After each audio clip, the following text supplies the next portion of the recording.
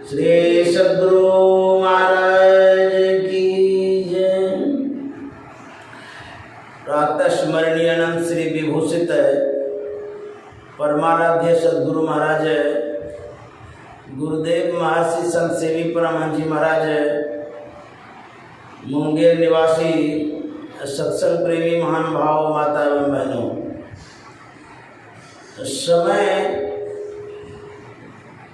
बीतते देर नहीं लगती है, इतना जल्द समय शेष हो जाता है, व्यक्ति सोचते सोचते रह जाता है।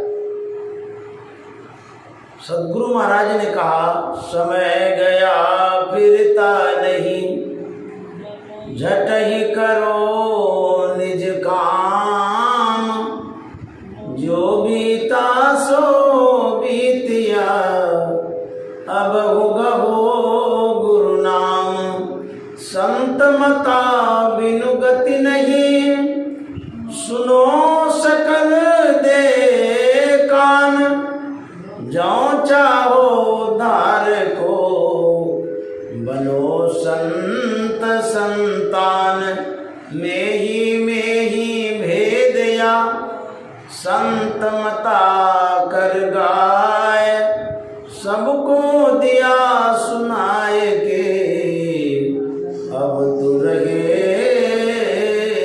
उपाय, सबको दिया सुनाए के, अब तू रहे उपाय। समय कितना युग बीता पता नहीं, कितने बार हम जन्म लिए इसका भी पता नहीं। अभी जो जन्म लिए हैं, बालापन से युवापन में आए, युवापन से वृद्धापन में आए, और अब जाने की भी तैयारी हो रही है। कोई चला गया कोई जावे, कोई गठड़ी बांध सिधावे, कोई खरा तैयार अकेला, सब चला चले का खेला।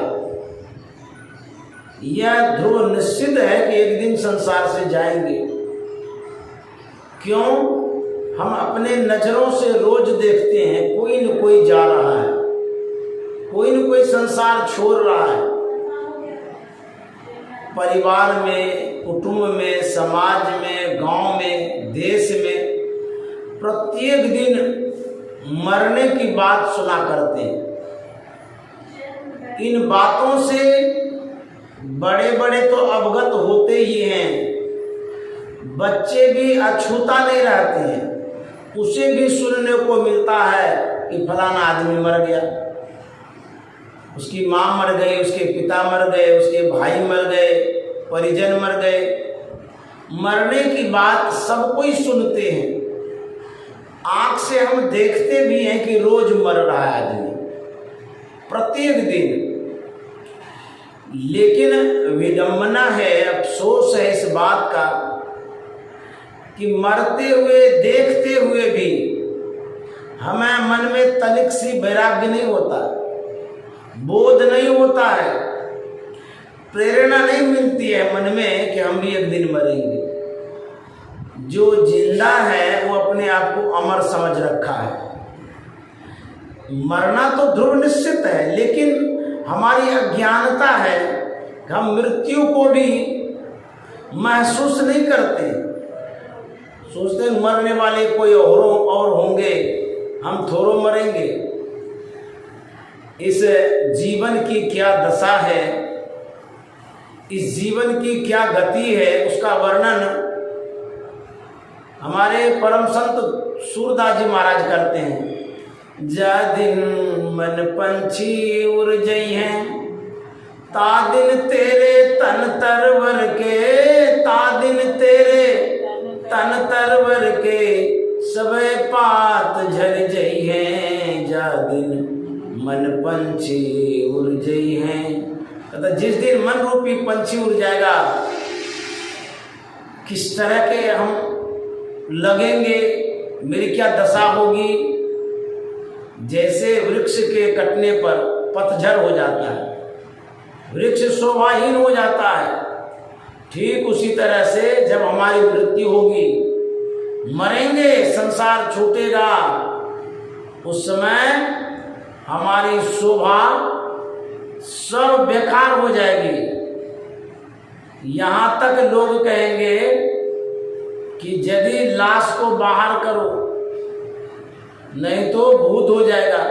घर के कहत सवेरे काढ़ो, सूरदास जी महाराज कहते हैं घर के कहत सवेरे काढ़ो। क्यों? भूत होई घर खई हैं, जा दिन मन पंछी उड़ जई हैं। ता दिन तेरे तन तरवर के सबे पात जर जई हैं, जा दिन मन पंछी उड़ जई। जब तक सांस है तब तक सम्मान है, तब तक आस है संसार का। जिस दिन सांस निकल जाएगी सब फूस फास हो जाएगा। जब मृत्यु होगी, मरेंगे,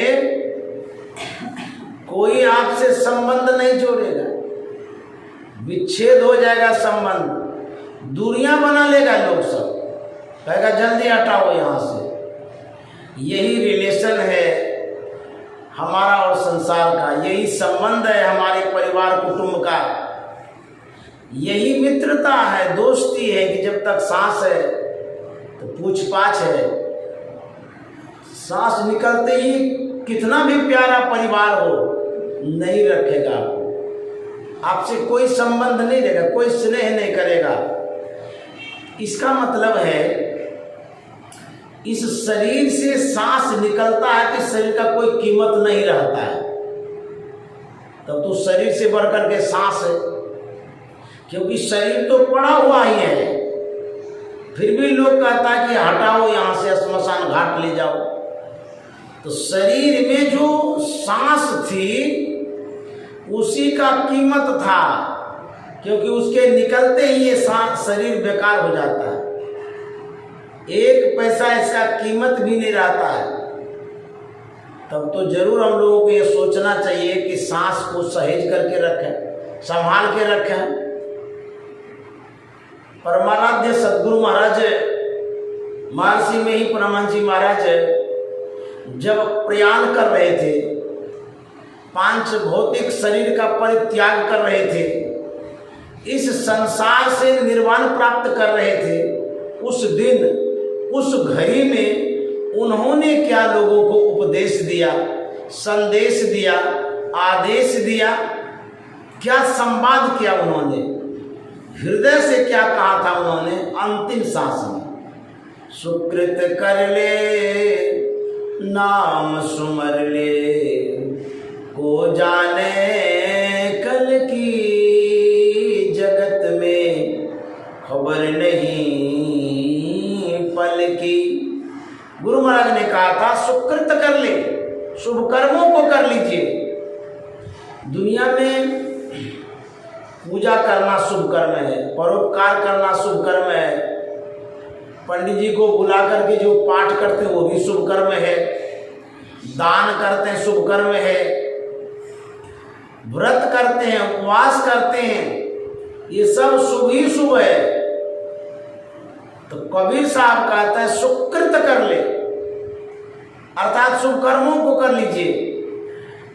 तो हमारे ऊपर डिपेंड करता है कि शुभ कर्मों को हम समझें, विचारें वो शुभ कर्म कौन सा है जिसको करने का संकेत संतों ने किया। संतों ने कहा दुनिया का जितना शुभ कर्म है सभी शुभ कर्मों से बढ़कर के है नाम सुमर ले। नाम स्मरण करना सबसे बड़ा शुभ कर्म है। हम आप कहेंगे नाम तो हम लोग लेते ही रहते हैं, सुबह उठते ही राम राम कहते हैं, मंदिर में जाते हैं वहां भी राम नाम बोलते हैं, कृष्ण नाम बोलते हैं, वाहिगुरु बोलते हैं।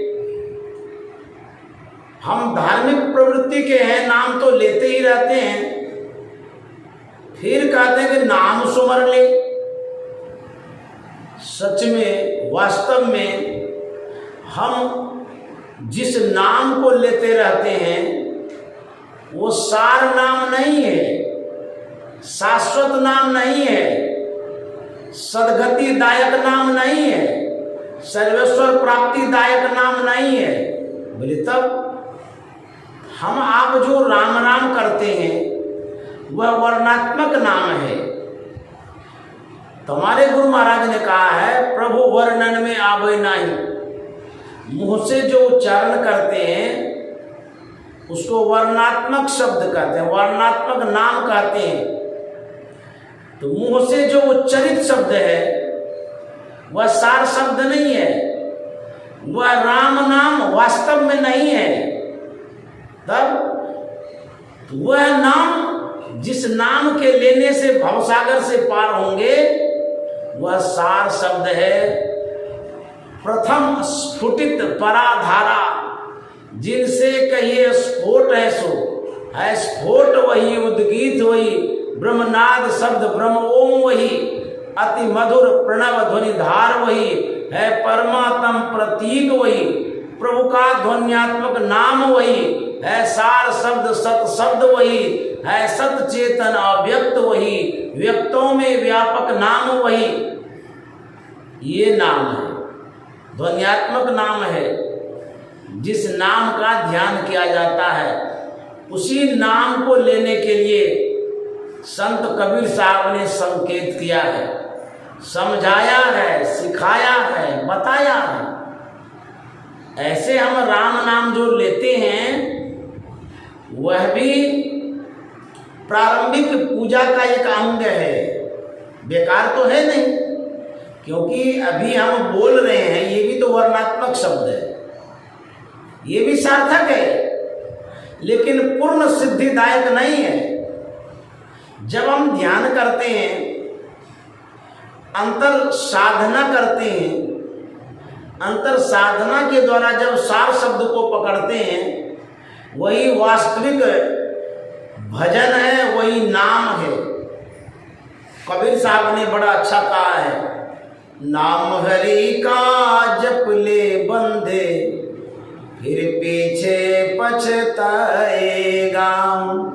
नाम हरि का जप ले बंदे फिर पीछे पछताएगा। तू कहता है मेरी काया, काया का गुमान क्या, तू कहता है मेरी काया, काया का गुमान क्या। चांद सा सुंदर ये तन तेरा मिट्टी में मिल जाएगा। चांद सा सुंदर ये तन तेरा मिट्टी में मिल जाएगा। नाम हरि का जप ले बंदे फिर पीछे पछताएगा। कबीर साहब ऐसा क्यों कहते हैं कि फिर पीछे पछताएगा? क्यों पछताएंगे? हमारे पास धन है, भरा पूरा परिजन है, कुटुंब समाज में संबंध है, पैठ है मेरी दूर दूर तक, नेताओं के साथ, राजनेताओं के साथ, देश में विदेश में सबके साथ अच्छा रिलेशन है, भौतिक संसाधन प्रचुर मात्रा में है। फिर संत महात्मा ऐसा क्यों कहते हैं कि नाम नहीं लेंगे तो पछताना पड़ेगा? हमारे पास सब सुख सुविधा है, फिर पछताने की बात क्यों कर गए, क्यों कह गए, क्यों हम पछताएंगे? स्वास्थ्य भी बढ़िया है, संपत्ति भी अच्छी है, फिर पछताने की क्या बात है? संत महात्मा कहते हैं पछताने की बात इसलिए कहा जाते हैं, आखिर जो कुछ आपके पास है क्या आपके साथ जाएगा? जो संपत्ति है आपके जीवन को बचा पाएगा? जब आपकी मृत्यु होगी क्या 5 करोड़ 10 करोड़ रुपया जमराज को दे देने से वो छोड़ देगा आपको? नहीं छोड़ेगा। भरा पूरा परिवार छूटेगा, सुंदर घर छूट जाएगा। जितना संबंध है और जितने संबंधी हैं, मृत्यु के समय कोई काम नहीं आएगा। आपका लगाव प्रधानमंत्री से है। जब आप मरने लगेंगे तो प्रधानमंत्री क्या आपको जीवित कर देगा या सांस दे देगा? वो नहीं हो सकता है। प्रकृति का नियम है कि जब तक सांस है, उसके बाद आप कितना भी रुपया लगा दीजिए, पैसा लगा दीजिए, वो सांस लौट करके नहीं आ सकती। वहां से क्या तू लाया बंदे, यहां से क्या ले जाएगा? वहां से क्या तू लाया बंदे, यहां से क्या ले जाएगा? मुट्ठी बांधे आया जग में, हाथ पसारे जाएगा। मुट्ठी बांधे आया जग में, हाथ पसारे जाएगा। इसीलिए नाम हरि का जप ले बंदे, फिर पीछे पछताएगा। हम आप जब जन्म लिए थे अथवा किसी को आप देखे होंगे जन्म लेते हुए, क्या उसके हाथ में कोई सामग्री, कोई वस्तु, कोई चीज देखने को मिला? अथवा आप आगे भी देख सकते हैं। बच्चे का जब जन्म होता है वहां आप खड़े रहिए, बच्चे की मुट्ठी को देखेंगे बंधी हुई है, तो उसको हटा करके खोल के देखिए क्या उसमें हीरा है कि जवाहर है कि सोना है उस मुट्ठी में? नहीं, ऐसे खाली है, बंधी हुई है, कुछ नहीं, लेकिन फिर भी बंधी हुई है। उसमें कुछ है नहीं, फिर मुट्ठी क्यों बंधी हुई है? खुली भी क्यों नहीं रहती है? इसका क्या राज है, क्या रहस्य है, क्यों बंधी हुई रहती है? बच्चा जब जन्म लेता है, मुट्ठी बंधी से वो संदेश देता है, सिखाता है लोगों को, देखो मैं परम हो परमात्मा के पास से आया हुआ हूं। क्या लेकर के? मेरे पास अद्भुत शक्ति है, मानव तन है, अनमोल रतन है। मैं इस संसार पर विजय प्राप्त करने के लिए आया हूं। मैं वीर बन के आया हूं, बहादुर बन के आया हूं, इंद्रियों को जीतने के लिए आया हूं, मानव तन पा करके आया हूं, साधना करूंगा, इस संसार पर विजय प्राप्त करूंगा। उस मुट्ठी में शक्ति होती है, प्रतीक है, वो पहचान है, दिखा रहे हैं कि मैं आया हूं कुछ करने के लिए। हम आप समझ नहीं पाते हैं। हमारे जो अभिभावक होते हैं, हमारी जो माँ होती हैं, पिता होते हैं अथवा अन्य कोई होते हैं, मुट्ठी को देख करके उसको सीधा करने में लगे रहते हैं। सरसों का तेल लगा लगा के इतना पिछाड़ते हैं, सब सीधा कर देते हैं। बच्चे को संसार में लगा देते हैं, माया में लगा देते हैं। इन सांसारिक पदार्थों के प्रलोभन में पड़ करके उस मानव रतन को बच्चा खो देता है। आयु समाप्त हो जाती है। खाली हाथ आए थे, आइयो संसार के पदार्थों को बटोरने में अपने आप को लगाए, वो भी साथ नहीं जाता है। इसीलिए कहते हैं जिस समय जाने लगेंगे अफसोस होगा। कहते हैं अंत समय में पछताना पड़ेगा यदि नाम नहीं लेंगे। इसीलिए कबीर साहब कहते हैं नाम हरि का जप ले बंदे, फिर पीछे पछताएगा। इसीलिए कहा पछताएगा, यदि नाम नहीं लेंगे तो पछता आप हम कह सकते हैं रुपया लेंगे तो खुशी होगी, धन लेंगे तो खुशी होगी, जमीन लेंगे तो खुशी होगी, ट्रैक्टर खरीदेंगे तो खुशी होगी, एकड़ का एकड़ जमीन मेरे नाम से हो जाए तो खुशी होगी, करोड़ों का बिल्डिंग बना लेंगे तो खुशी होगी। तो कबीर साहब का तो पछताना पड़ेगा।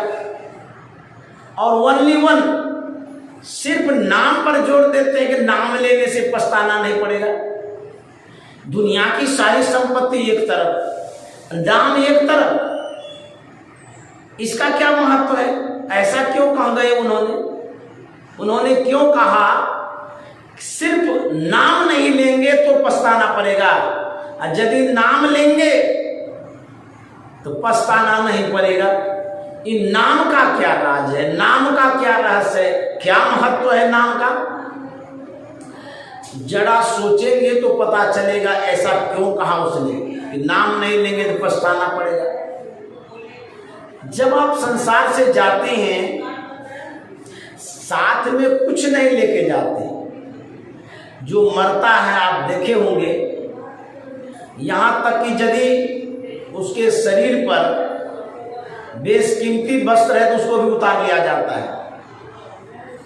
जिनकी मृत्यु हो जाती है, यदि किसी माता के नाक में सोना है तो वो भी निकाल लिया जाता है, कान में हीरा है तो वो भी निकाल लिया जाता है, गले में चांदी है तो वो भी निकाल लिया जाता है।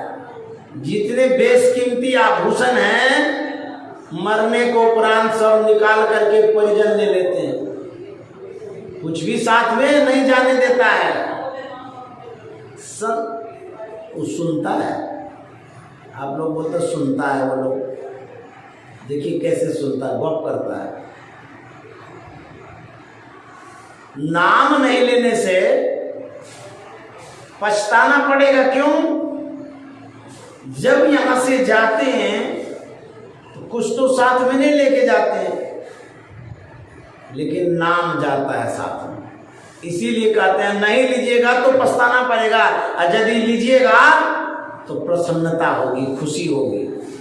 कहेंगे नाम ही सिर्फ साथ क्यों जाता है, रुपया क्यों नहीं जाता है, पैसा क्यों नहीं जाता है, धन परिवार क्यों नहीं जाता है, नाम ही क्यों जाएगा? आप आधुनिक युग के व्यक्ति हैं, डिजिटल इंडिया के लोग हैं। हम आप वैज्ञानिकता से भरपूर हैं। भौतिक जगत में जो इंटरनेट है वो छाया हुआ है। हम सब जानते हैं मोबाइल को, उसमें चिप होता है स्टोरेज के लिए, संग्रह करने के लिए, जमा करने के लिए। एक SD कार्ड होता है जो मोबाइल में अलग से लगाते हैं। दूसरा जो स्टोरेज होता है अपना कैपेसिटी मोबाइल को भी होता है, उसमें भी मेमोरी लगा हुआ रहता है।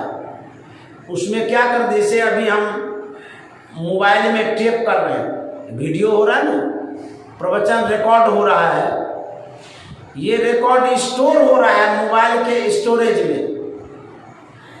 हम SD कार्ड में भी स्टोर कर सकते हैं, लेकिन मेरे मोबाइल में बहुत जगह है, इसीलिए उसी में कर रहे हैं। मैं क्या कहना चाह रहा था, ध्यान से सुनिए। ये जो हम वीडियो रिकॉर्डिंग कर रहे हैं प्रवचन का, ये इसमें मोबाइल में जमा हो रहा है और इसमें जमा रहेगा जब तक रखेंगे। यदि मैं कहूं कि इसमें आप गेहूं 1 कुंटल लोड करिए तो है, कैसा आदमी, गेहूं लोड होता है। हम बोले क्यों नहीं होगा, जब वीडियो रिकॉर्डिंग हो रहा है, लोड हो रहा है, तो गेहूं क्यों नहीं लोड होगा? नहीं गेहूं लोड होगा तो ठीक है, इसमें हीरा लोड कर लीजिए, तो वो भी नहीं होगा। चांदी कर लीजिए, वो भी नहीं होगा।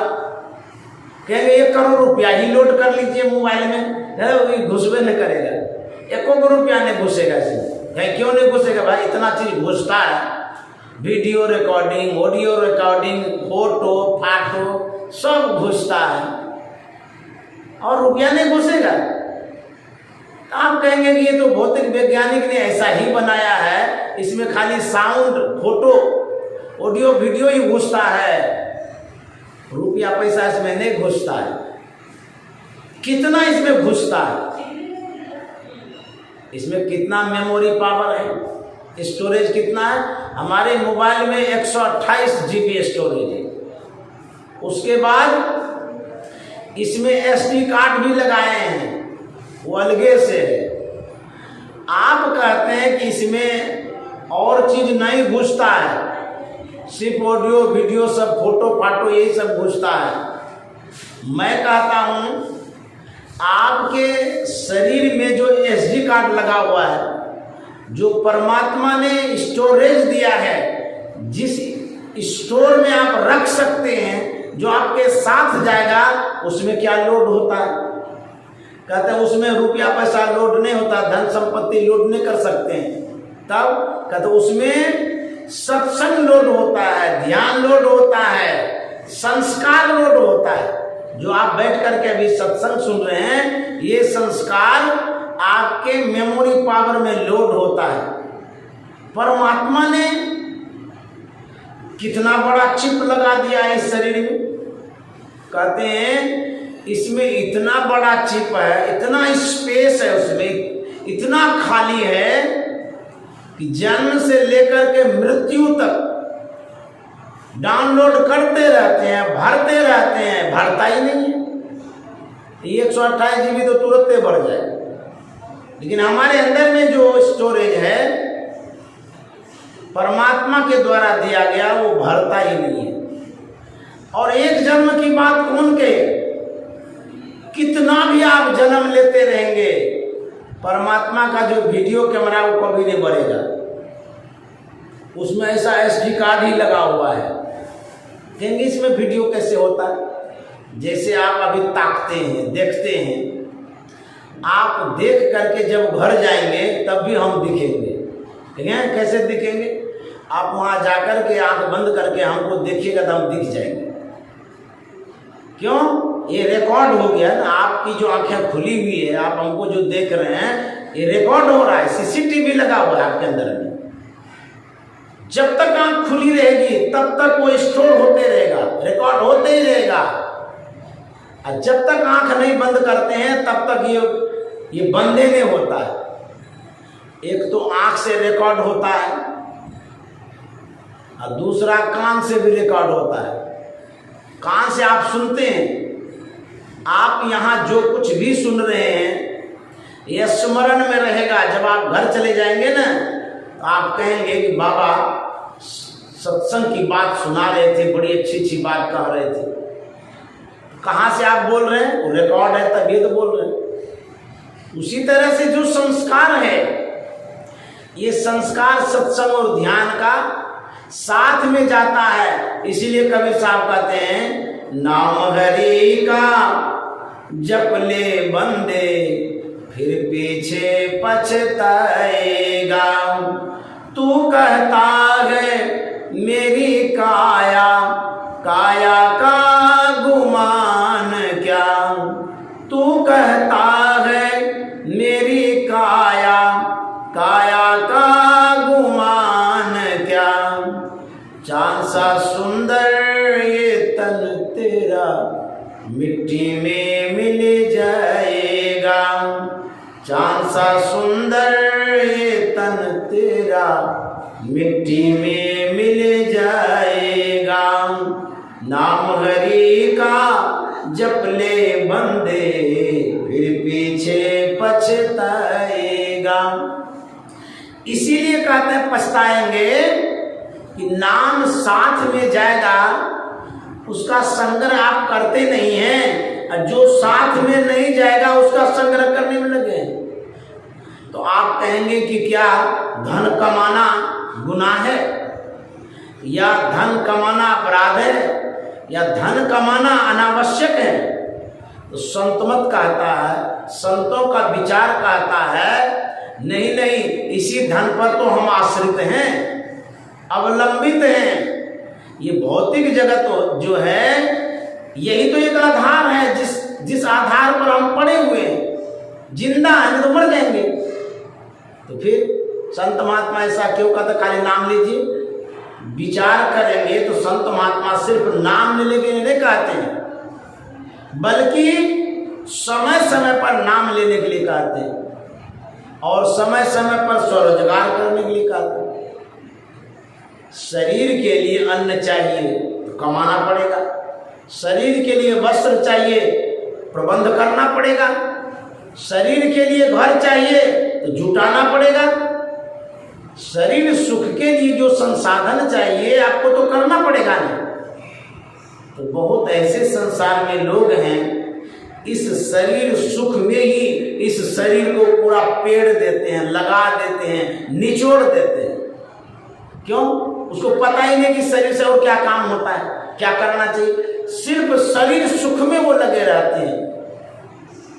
अच्छे से खा रहे हैं वो समझता है इससे बढ़कर के और क्या है, अच्छे से पहन रहे हैं वो समझते हैं कि इससे बढ़कर के और क्या है, अच्छे से सो रहे हैं उतने सुख में वो लिप्त हैं। हमारे गुरु महाराज ने क्या कहा?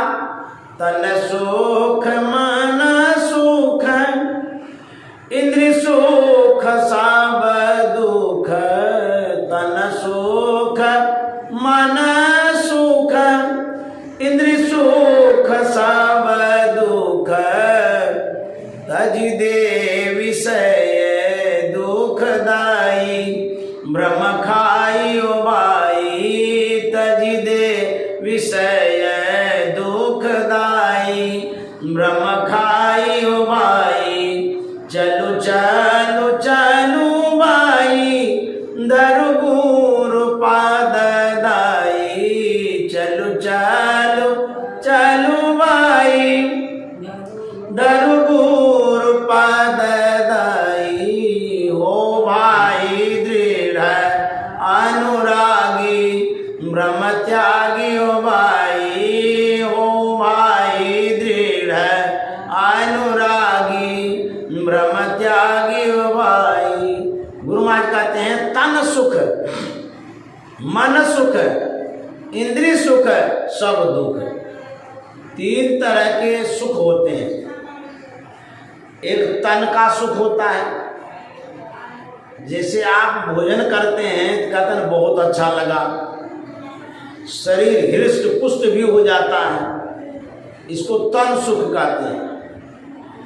आप सिनेमा देखते हैं या और कुछ भी सुनते हैं, कहते हैं मेरा मन बड़ा खुश हो गया, ये मन का सुख है।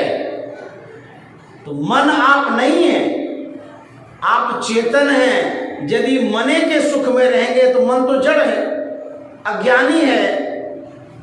उस उतने ही सुख में यदि रहेंगे तो बहुत दुख भोगना पड़ेगा। इंद्रिय सुख, इंद्रिय सुख में 14 इंद्रियां हैं, अलग अलग इंद्रियों को अलग अलग सुख मिलता है। कैसे? जैसे आँख है, इसको देखने में सुख मिलता है। आप जब मनोनुकूल चित्रों को देखते हैं, रूपों को देखते हैं, कहते हैं मेरी आँख तृप्त हो गई देख करके, आहा कितना अच्छा सुंदर रूप है। या आप भगवान के रूप का दर्शन करते हैं अथवा किसी सांसारिक व्यक्तियों के रूप का दर्शन करते हैं, आह्लादित होते हैं, प्रसन्न होते हैं। ये आँख का सुख है। जो इंद्रियां आँख हैं उनका ये सुख है। इसी सुख में यदि आप लगे रह जाएंगे तो फिर परम परमात्मा का सुख आपको नहीं मिलेगा, आत्म सुख नहीं मिलेगा। बहुत आदमी यूट्यूब देखते हैं, यूट्यूब इतना देखते हैं, बेचारी आंख देखते देखते परेशान हो जाती है, फिर भी देखते हैं। आंख फाड़ फाड़ करके देखते रहे तो उसमें क्या क्या है, कौन कौन फिल्म है, कौन कौन उसमें चित्र है, कैसा रूप रंग है, इतना मन को भाता है, आंख को इतना प्रिय लगता है कि आंख हटाते ही नहीं है। देखते ही रहते हैं, देखते रहते हैं। सुबह देखते हैं, दोपहर में देखते हैं, शाम को देखते हैं, रात में देखते हैं, एक दिन देखते हैं, 2 दिन देखते हैं, देखते रहते हैं। बोले ये विषय सुख है कि नहीं है? आंख से देखते देखते आंख को ही खराब कर देते हैं आप। कान से सुनते सुनते कान को खराब कर देते हैं। शरीर को उस देखने में इतना लगाते हैं, शरीर रोग ग्रसित हो जाता है, बीमार हो जाते हैं। इतनी आसक्ति होती है रूप जगत में, इतने हम लटके हुए रहते हैं, लिपटे हुए रहते हैं उसमें, इतना अनुराग रूप जगत का। तो कहते हैं आंख से जो देखते हैं वो आंख का विषय है।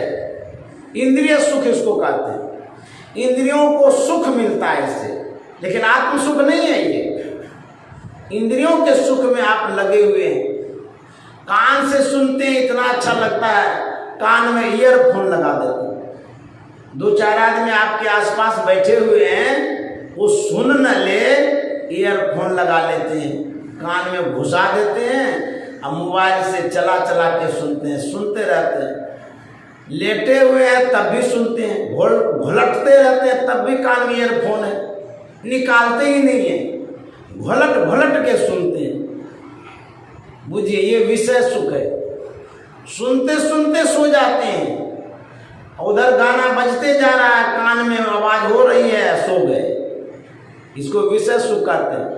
तन सुख मन सुख इंद्र सुख सब दुख, तन सुख मन सुख इंद्र सुख सब दुख, तज दे विषय दुखदाई ब्रह्म खाई वाई, तज दे विषय दुखदाई ब्रह्म खाई वाई।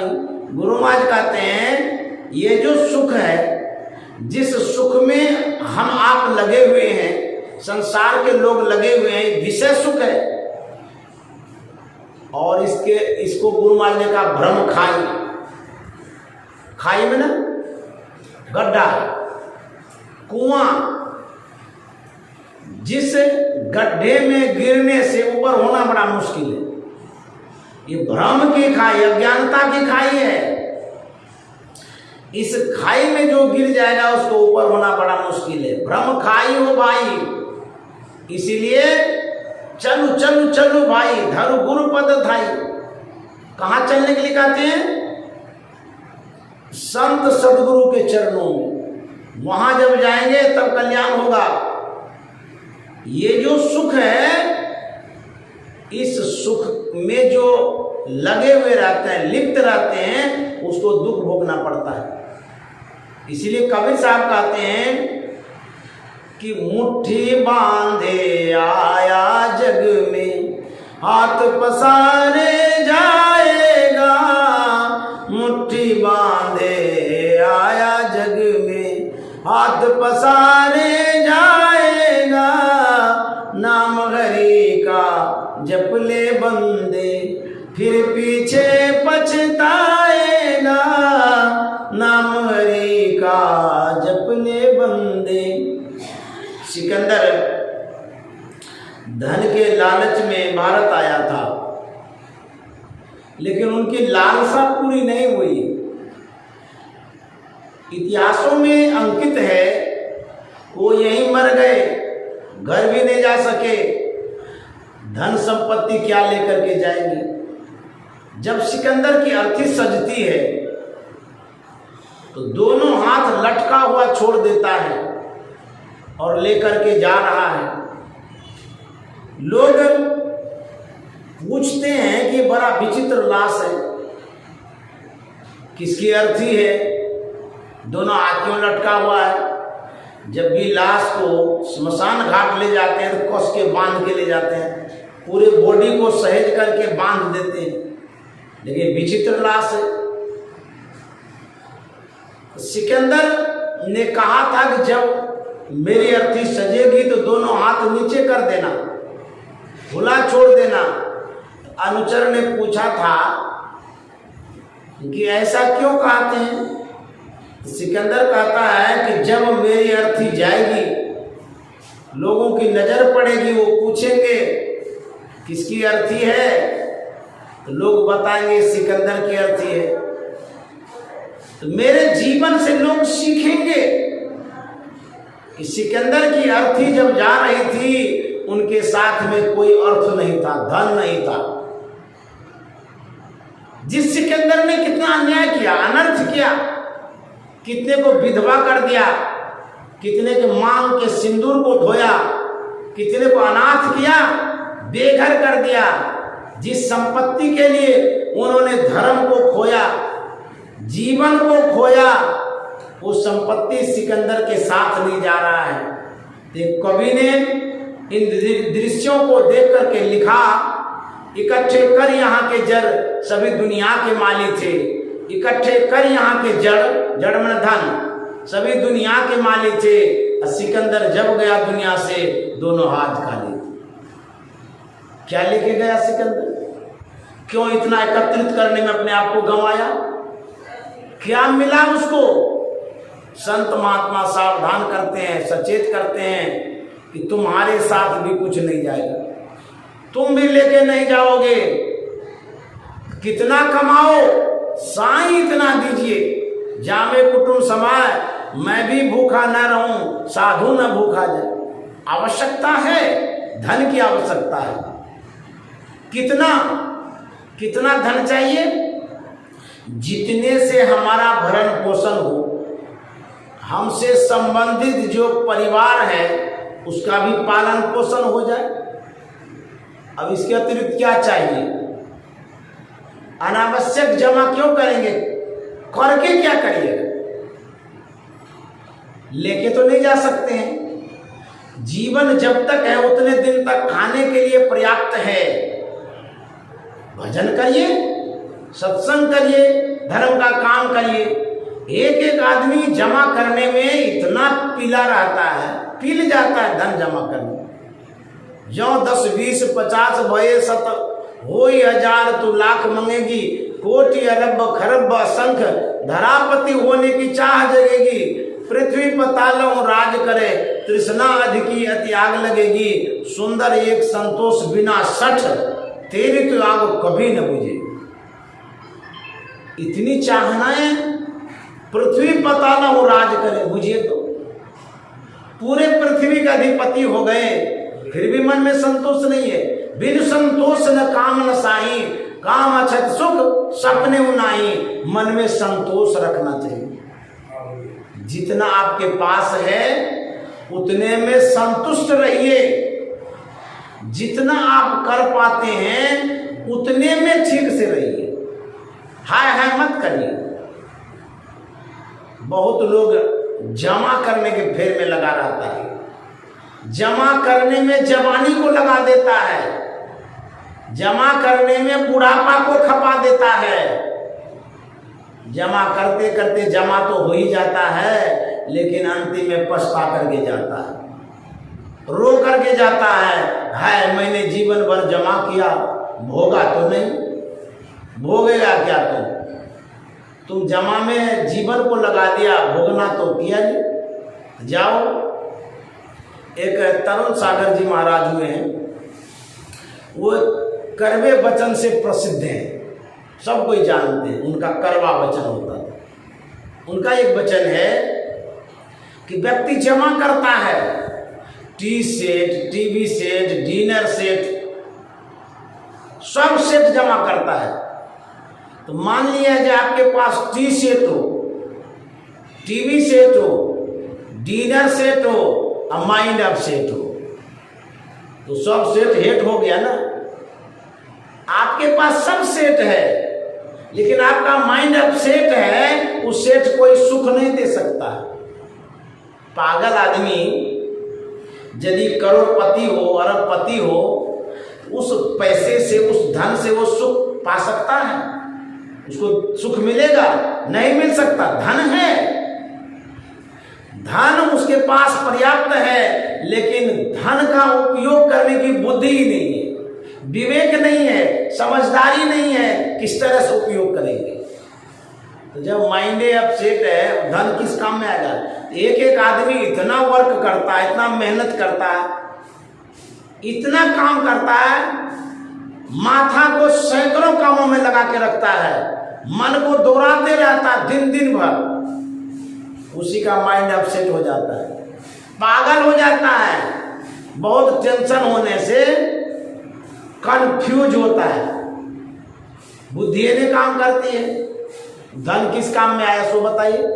जिसमें आपका मस्तिष्क संतुलित रहे, बुद्धि कारगर रहे, विवेक काबू में रहे, वैसा धन आप जमा करिए, वैसा कमाइए, उतना ही। ये नहीं कि एकदम दुनिया भर का व्यापार फैला दिए हैं, देश विदेश में सैकड़ों कारोबार फैला दिए हैं, कहीं लाभ हानि घटा हुआ, बस उसी में मस्तिष्क का जो तार है इतना खराब हो जाता है, वो व्यक्ति पागल हो जाता है, सब सुख और संपत्ति बेकार हो जाती है उसके लिए। पागल मत बनिए कमाने में, कमाइए, कंट्रोल में रह करके कमाइए, अपने आप को कंट्रोल रखिए। तो कैसे रखेंगे? माइंड को सेट कैसे करेंगे? जब आपकी गाड़ी 2 व्हीलर 4 व्हीलर खराब हो जाती है तो आप गैरेज में ले जाते हैं, उसके लिए है ना गैरेज, गैरेज में ले जा करके उसको ठीक करवाते हैं, सर्विसिंग कराते हैं। जब सही से सर्विसिंग करा देते हैं तो पुनः गाड़ी पूर्ववत चलने लग जाती है सही तरीके से। ठीक उसी तरह से ये जो माइंड है इसको सेट कहाँ किया जाता है? कहता सत्संग में। जब सत्संग में आएंगे आप में संतोष आएगा, स्थिरता आएगी, सुख मिलेगा, कंट्रोल में रहेंगे, और संसार में खाली बहते रहेंगे, अनकंट्रोल हो जाइएगा। कमा तो लीजिएगा, धन जमा कर लीजिएगा, लेकिन जीवन का जो सही सुख है उससे विमुख रहिएगा। जीने ही नहीं आएगा आपको। जीने की कला होती है जो संत जानते हैं। हम लोग जीते नहीं हैं, जीवन को घसीटते ढोते रहते हैं। सोने भी नहीं आता है, जगने भी नहीं आता है, खाने भी नहीं आता है, बोलने भी नहीं आता है। कौन सा ढंग है हम लोगों के पास? यही जीवन है जिस जीवन को जानवर की तरह जीते रहते हैं। ये कौन सा जीवन है? संत महात्मा जीने की कला सिखाते हैं। एक कोई व्यक्ति विद्वान के पास पहुंचे, विद्वान ने पूछा आप क्या करते हैं? बोलते कमाता हूं। विद्वान ने पूछा कमाते किस लिए हो? उसने कहा खाने के लिए। विद्वान ने पूछा खाते किस लिए हो? उस सज्जन ने कहा कि जीने के लिए। फिर विद्वान ने पूछा कि जीते किस लिए हो? मौन हो गया, शांत हो गया, चुप हो गया।